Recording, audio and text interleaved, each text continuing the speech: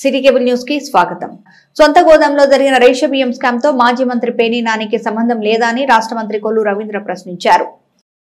సొంత గోదాంలో జరిగిన రేషన్ బియ్యం స్కామ్ తో మాజీ మంత్రి పేర్ని నానికి సంబంధం లేదని రాష్ట్ర మంత్రి కొల్లు రవీంద్ర, రాష్ట్ర గనులు, భూగర్భ వనరులు మరియు ఎక్సైజ్ శాఖ మంత్రి కొల్లు రవీంద్ర ప్రశ్నించారు. తప్పు చేయకుంటే 1.70 కోట్లు ఎందుకు చెల్లించినట్లు అని అన్నారు. సొంత గోదాంలో 5,000 బస్తాల బియ్యం మాయమైతే తనకు తెలియదని చెప్పడం హాస్యాస్పదంగా ఉందన్నారు. తప్పు చేయకుంటే ఎందుకు తప్పించుకుని తిరుగుతున్నారో సమాధానం చెప్పాలన్నారు. పేర్ని నాని గోదాంలో మాయమైన బియ్యంపై పూర్తి విచారణ జరిపిస్తామని, ఎంతమంది దోషులున్నా అందరినీ శిక్షించి తీరుతామని ఆయన స్పష్టం చేశారు.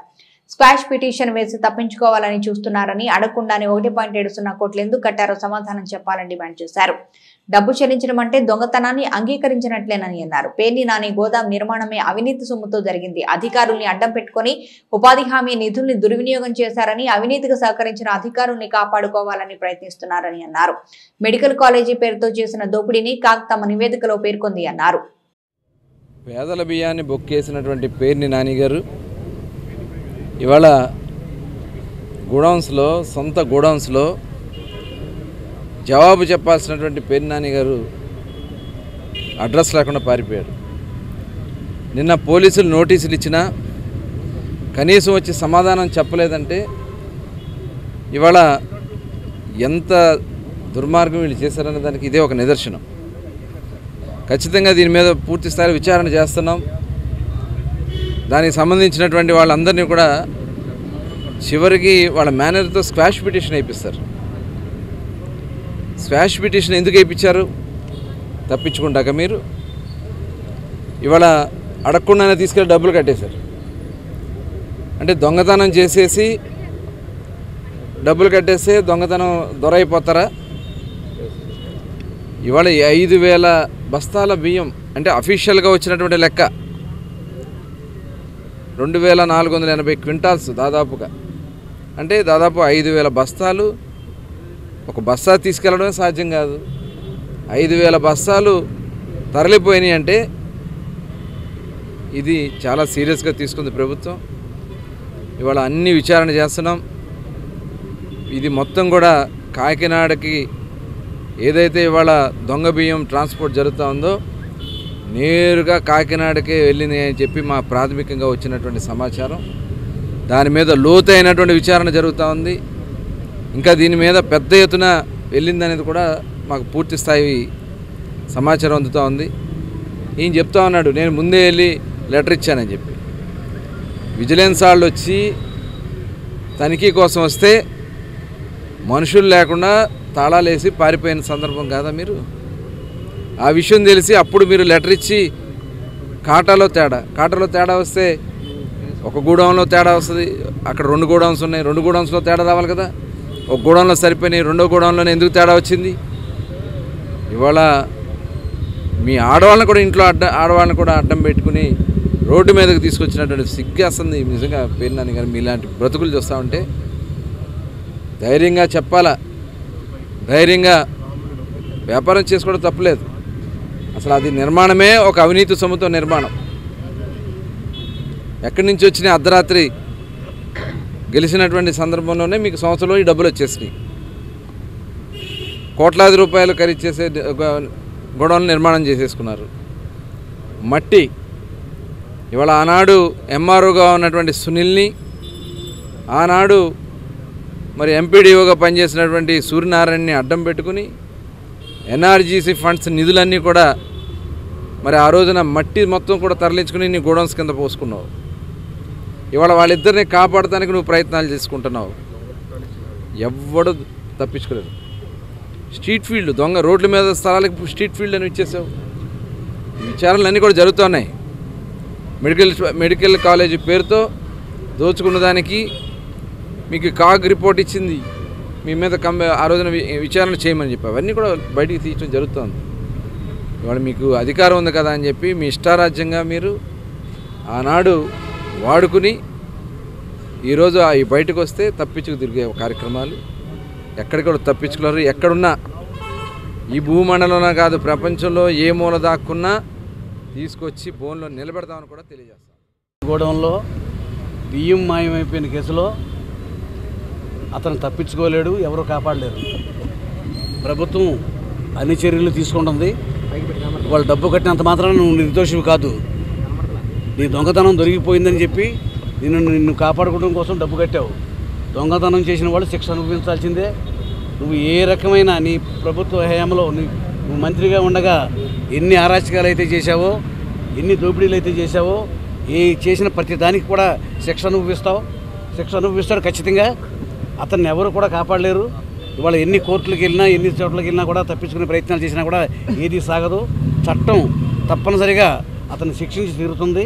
ఇవాళ రోజున పేరుని నాని ఆడవాళ్ళని అడ్డం పెట్టి వాళ్ళ పేరు మీద వ్యాపారం చేసి తప్పించుకోవాలని చూస్తూ ఉన్నాడు. ఎవరు చేసినా కూడా శిక్షించడం ఖచ్చితంగా జరుగుతుంది. చంద్రబాబు నాయుడు గారు వైఎస్ఆర్ ప్రభుత్వంలో జరిగినటువంటి అన్ని అవకతవకలను కూడా బయట తీసి అందరినీ కూడా శిక్షించడం జరుగుతుంది.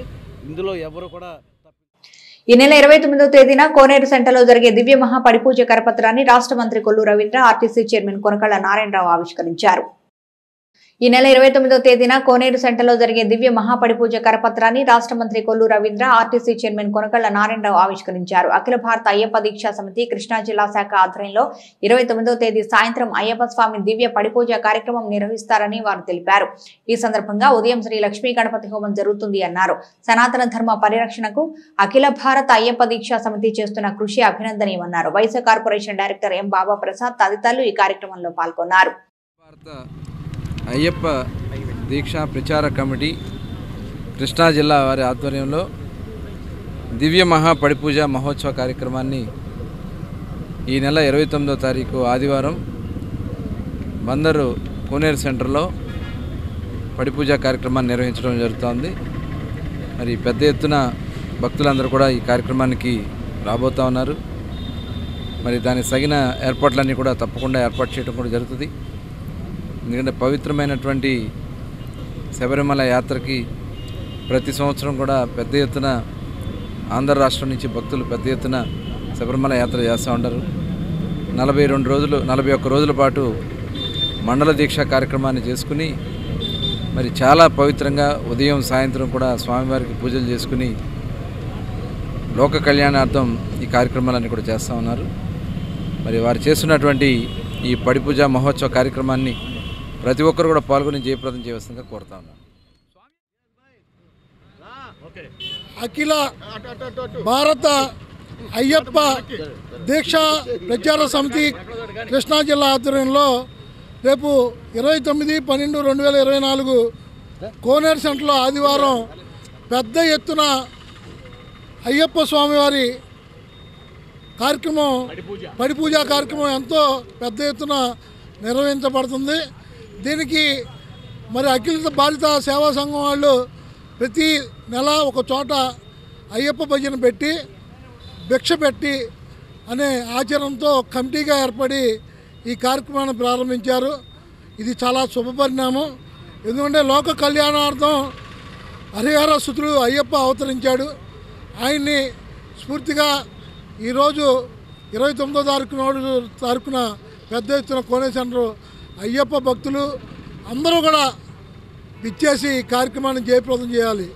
ఎందుకంటే చాలా పెద్ద ఎత్తున ఈ కార్యక్రమాన్ని నిర్వహిస్తున్నారు. దీంట్లో ప్రతి ఒక్కరూ భాగస్వాములు అవ్వాలి. స్వామిని చూసి మీకు కష్టాలన్నీ తొలగించండి, మీ బాధలన్నీ మర్చిపోండి. స్వామివారిని చూడంగానే అఖిల భారత అయ్యప్ప దీక్షా ప్రచార సమితి మరి రేపు వచ్చేటటువంటి ఆదివారం చారిత్రాత్మకమైనటువంటి మన కోనేరు సెంటర్లో అయ్యప్ప స్వామి పడిపూజ కార్యక్రమాన్ని భక్తిగా ఏర్పాటు చేశారు. మరి ఈ కార్యక్రమంలో అందరూ కూడా పాల్గొవాలని చెప్పి వారు కరపత్రాలను కూడా ఈ రోజున రిలీజ్ చేసి అందరికీ కూడా పంపిణీ చేయడం జరిగింది. మరి మన మచిలీపట్నం కోనేరు సెంటర్లో రేపు ఆదివారం 6 గంటలకు అయ్యప్ప స్వామి పడిపూజ కార్యక్రమాన్ని అయ్యప్ప భక్తులతో పాటు భక్తజన కోటిని కూడా వారు ఆహ్వానిస్తున్నారు. మరి సనాతన ధర్మాన్ని, హైందవ సంస్కృతిని ఉట్టిపడే విధంగా మనందరం కూడా ఆ కార్యక్రమంలో పాల్గొని మరి అయ్యప్ప స్వామి యొక్క విశిష్టతను మనందరం కూడా తెలుసుకోవాలి. మరి ఆయన ఈ లోకానికి వచ్చినటువంటి కారణాలు అన్నీ కూడా మనందరికీ తెలుసు. మరి అయ్యప్ప స్వామి దీక్షలు తీసుకున్నటువంటి భక్తులందరూ కూడా విచ్చేసి మరి అక్కడ స్వామివారి కార్యక్రమాల్లో పాల్గొని స్వామివారి తీర్థప్రసాదాలు అలాగే భక్తజన కోటి కూడా భక్తి పాటలు కూడా స్వామివారి ఉంటే అందరూ కూడా ఈ కార్యక్రమం. జిల్లా మైనార్టీ సంక్షేమ శాఖ ఆధ్వర్యంలో సోమవారం జిల్లా పరిషత్ మీటింగ్ హాల్లో సెమీ క్రిస్మస్ వేడుకలు ఘనంగా నిర్వహించారు. జిల్లా మైనార్టీ సంక్షేమ శాఖ ఆధ్వర్యంలో సోమవారం జిల్లా పరిషత్ మీటింగ్ హాల్లో సెమీ క్రిస్మస్ వేడుకలు ఘనంగా నిర్వహించారు. జాయింట్ కలెక్టర్ గీతాంజలి శర్మ ఈ వేడుకల్లో ముఖ్య అతిథిగా పాల్గొని కేక్ కట్ చేసి క్యాండిల్ లైటింగ్ సర్వీస్ లో పాల్గొన్నారు. ఈ సందర్భంగా జాయింట్ కలెక్టర్ మాట్లాడుతూ యేసుక్రీస్తు యొక్క శక్తివంతమైన త్యాగం కరుణ ద్వారా దైవిక సహాయం పొందగలమని అన్నారు.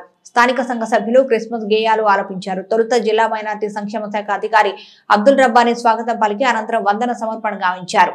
ఈ కార్యక్రమంలో దైవజనులు ఐపీసీ కరుణ్ కుమార్ అధ్యక్షత వహించగా దైవజనులు Appikatla Joshua Suresh, IVM doctor Kiran Paul, Sudarshan Moses, Sukumar తదితరులు పాల్గొని క్రిస్మస్ శుభాకాంక్షలు తెలియజేశారు. ధన్య సత్యాన్ని అర్థం చేసుకునే ప్రతి ఒక్కరూ క్రిస్మస్ ను ఆత్మానుసారంగా పాటిస్తారు.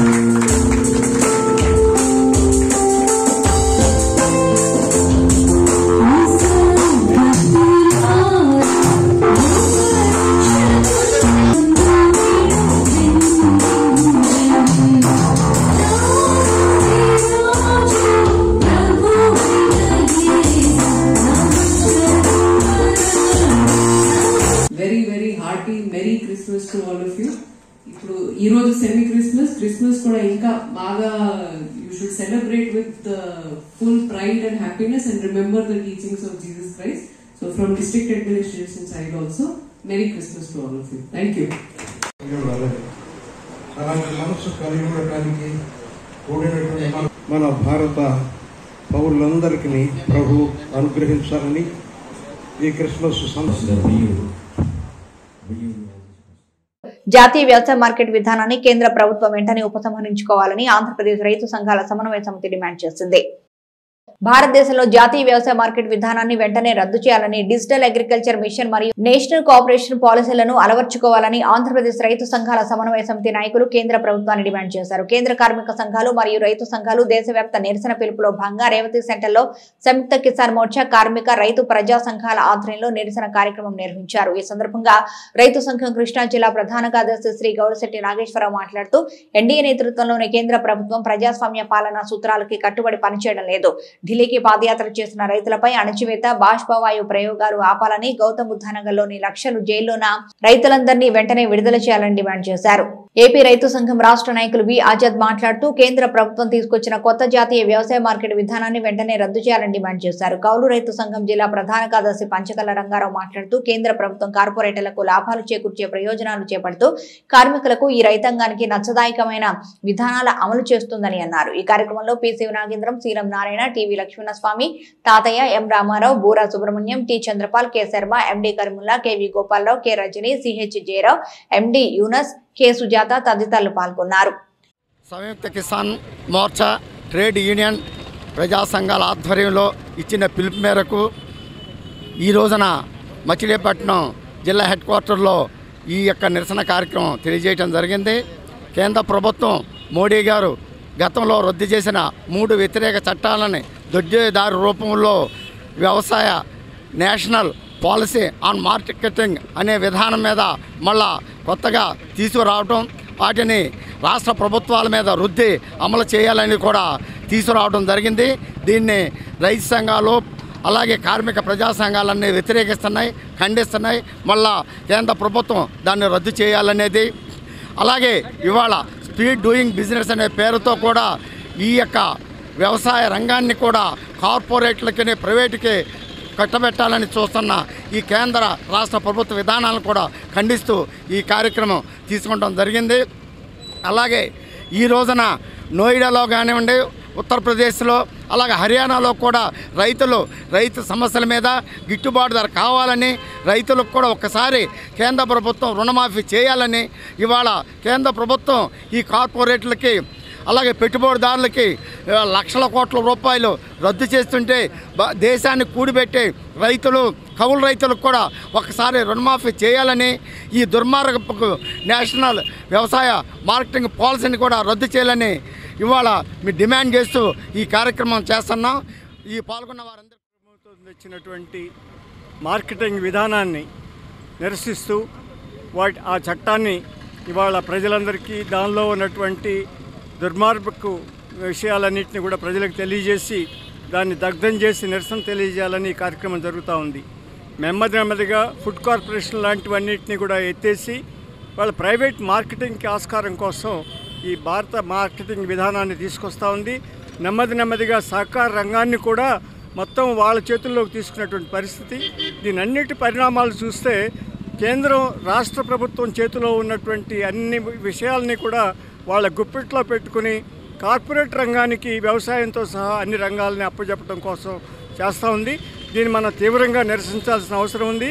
ఇవాళ ఢిల్లీలో పాల్గొన్నటువంటి రైతాంగ పోరాటాన్ని స్ఫూర్తిగా తీసుకుని మనం కూడా ఇక్కడ చాలా మిలిటెంట్ ఉద్యమాల్ని భవిష్యత్తులో వెంటనే చేపట్టాల్సిన అవసరం ఉంది. తద్వారానే ఈ చట్టాన్ని వెనక్కి తీసుకునే అవకాశం ఉంటుందనేది మీ అందరికీ తెలుసు. మోడీ అనేటువంటి వ్యక్తి తన దీనిలో కేవలం రైతాంగ సంస్థలనే వాళ్ళ ఉద్యమాల వల్లనే దాన్ని వెనక్కి తీసుకోవడం జరిగింది. దాన్ని ఇప్పుడు అడ్డదారిని అమలు జరపడానికి ప్రయత్నం చేస్తున్నారు. మన యొక్క పోరాటాలని మరింత ఉధృతం చేసి మనందరం ప్రజానీకాన్ని కూడా మనతో కలుపుకుని రావాలి.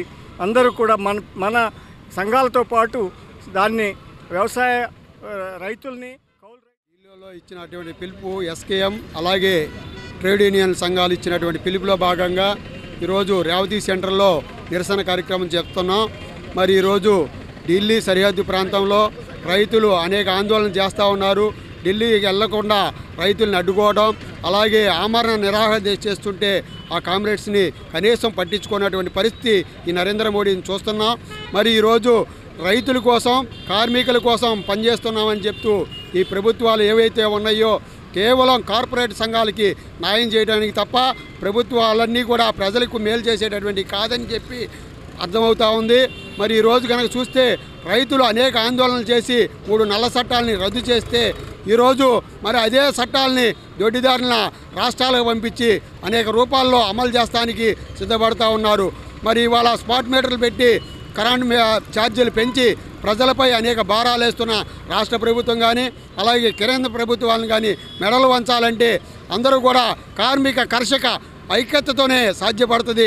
అందరూ కూడా ఉద్యమాల ద్వారానే సాధించుకోగలుగుతామని చెప్పి బహుభాషా కోవిదుడైన పివి దేశానికి చేసిన సేవలు చిరస్మరణీయమని రాష్ట్ర మంత్రి కొల్లు రవీంద్ర పేర్కొన్నారు.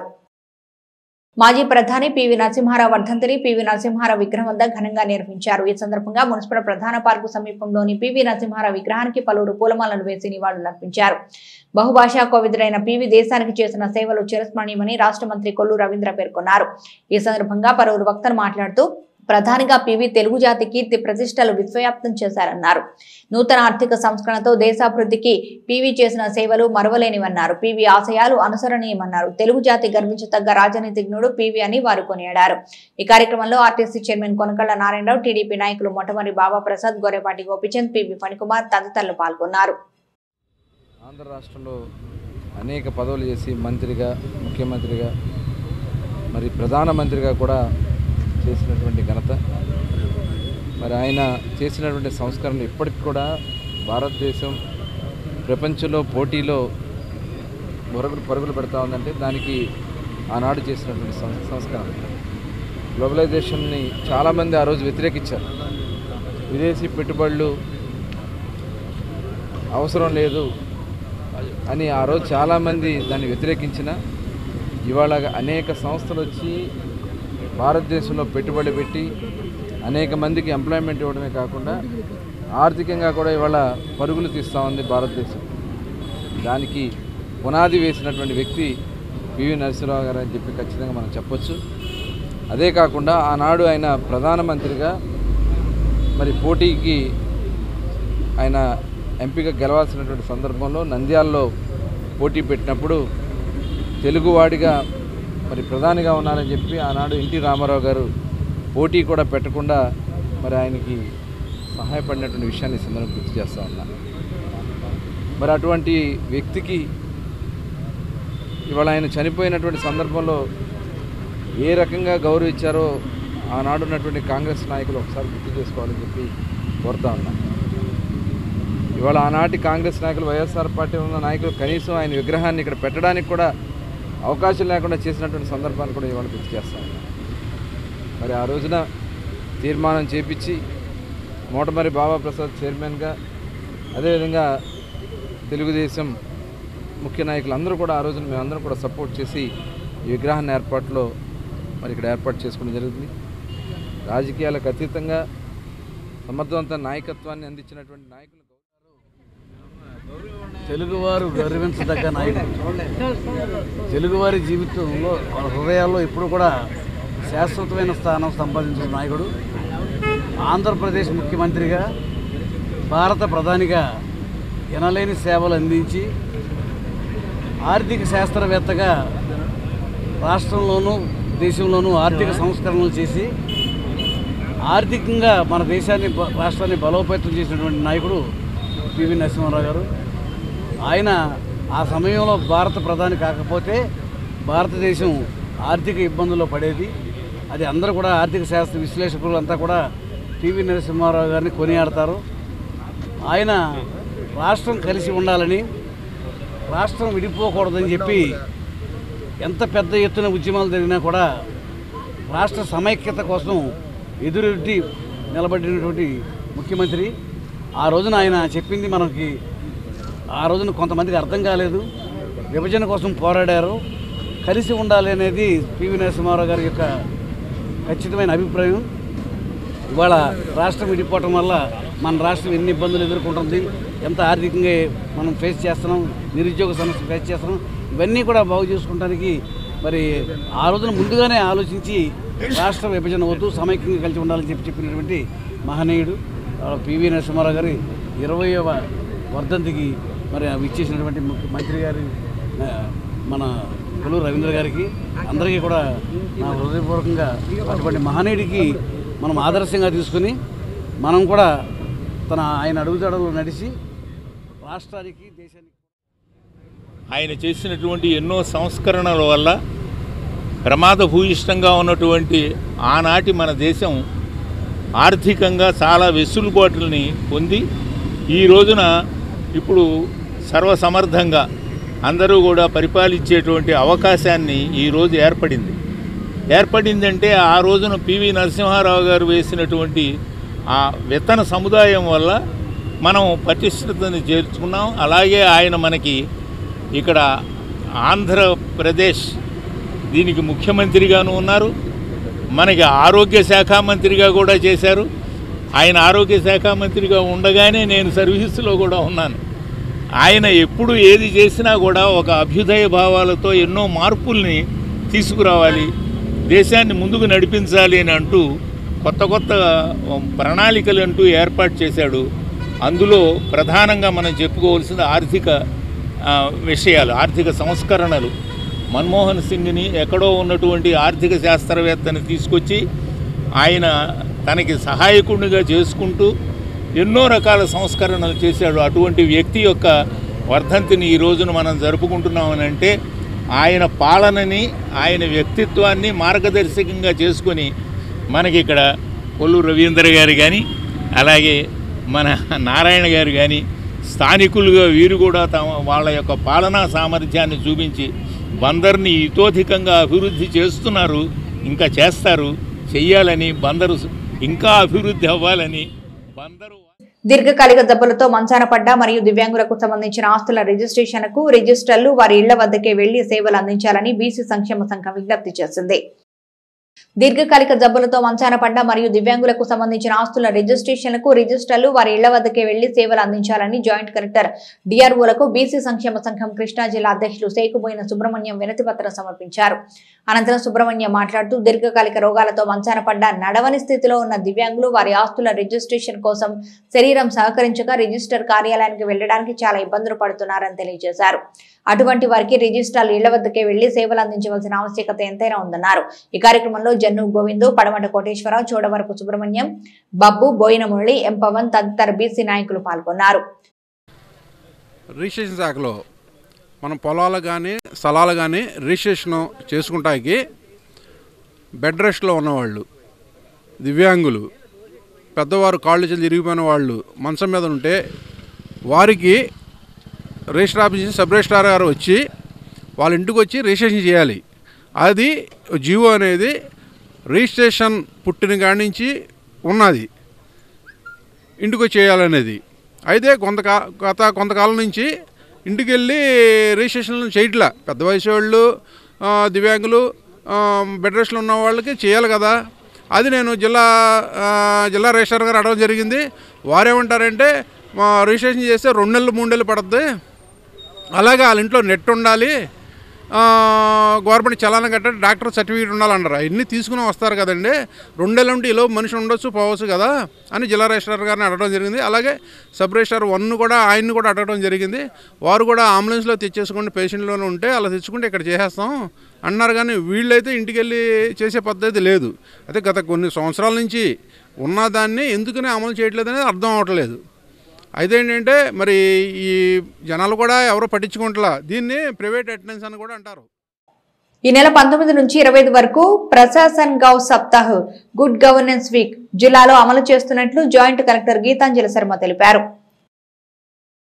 Joint collector Geetanjali Sharma collectorate లో మీకోసం నిర్వహించి ప్రజల నుంచి అర్జీలు స్వీకరించారు. ఈ సందర్భంగా జాయింట్ కలెక్టర్ మాట్లాడుతూ ప్రజల సంక్షేమం, అభ్యున్నతి కోసం పనిచేసే పారదర్శకత, సమర్థవంతమైన జవాబుదారీ పాలన అందించడం ముఖ్య ఉద్దేశంతో ఈ నెల 19 నుంచి 25 వరకు ప్రశాసన్ గౌ సప్తాహ్ కేంద్ర ప్రభుత్వ ఆదేశాల మేరకు జిల్లాలో అమలు చేస్తున్నట్లు తెలిపారు. ఇందులో భాగంగా జిల్లాలో వివిధ ప్రభుత్వ శాఖల ద్వారా అమలు చేస్తున్న సంక్షేమ అభివృద్ధి కార్యక్రమాలకు సంబంధించి మరియు పరిష్కరించబడిన ప్రజల సమస్యలకు సంబంధించి సక్సెస్ స్టోరీస్ ఈ నెల 25లోగా సమర్పించాలన్నారు. డిఆర్ఓ కె చంద్రశేఖరరావు మాట్లాడుతూ జిల్లా స్థాయిలో ప్రజా సమస్యల పరిష్కార వేదిక చాలా ఎఫెక్టివ్ గా నిర్వహిస్తున్నట్లు తెలిపారు. ప్రజల నుంచి అర్జీలు ఎక్కువగా ఆస్తులకు సంబంధించిన సమస్యల మీద వస్తున్నాయని, కావున ఆస్తులకు సంబంధించి పార్టిషన్స్, వీలునామా వంటి అంశాలలో తహసీల్దార్లు తగిన అవగాహన కలిగి ఉండాలని, ప్రజలకు అవగాహన కల్పించాలని, సబ్ రిజిస్టర్లు ఇందుకు సహకరించాలన్నారు. ఈ సమావేశంలో DRO K Chandrasekhararao, KRRC special deputy collector Sridevi, MEPMA PDP Saibaba, civil supply DM Padmadevi జేసీతో కలిసి అర్జీలు స్వీకరించారు. అనారోగ్యంతో బాధపడుతున్న వ్యక్తికి అఖిల భారత ఆర్యవైశ్యుల పరిరక్షణ సమితి వితరణ అందించింది. ఊపిరితిత్తులకు సంబంధించిన వ్యాధితో బాధపడుతూ వైద్యానికి ఆర్థిక ఇబ్బందులు పడుతున్న పెడనకు చెందిన చిట్టూరి సుబ్బారావుకు అఖిల భారత ఆర్యవైశ్యుల పరిరక్షణ సమితి వ్యవస్థాపకులు డాక్టర్ కొల్లూరి చిన్న వైద్య ఖర్చుల నిమిత్తం 5,000 రూపాయల నగదును, ఊపిరితిత్తుల వ్యాధికి సంబంధించిన 5,000 రూపాయల విలువ చేసే మందులను, మొత్తం 10,000 రూపాయలు ఆర్థిక సాయంతో పాటు వివిధ రకాల పళ్లు అందజేశారు. ఈ కార్యక్రమంలో ఆర్యవైశ్య సంఘం ఆర్గనైజింగ్ కార్యదర్శి కొల్లూరి రాజా, ఉత్సవం committee convener Kolliri Radhakrishna Gupta, BJP Bantumilli మండల ప్రధాన కార్యదర్శి చెల్లూరి కిరణ్ గుప్తా తదితరులు పాల్గొన్నారు. సిటీ కేబుల్ న్యూస్ సమాప్తం.